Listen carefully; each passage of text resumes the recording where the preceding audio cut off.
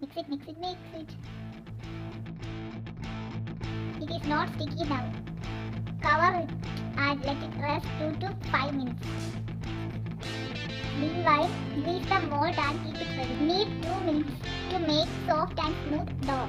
Use normal water if required. Press, press, press, press, press. Press, press, press. Press, press, press. Steam for 15 minutes at medium-high heat. We got 15 Idiyappam. After steam comes, remove the noodles. Yummy rice for Idiyappam or noodles is ready. Please try it at home.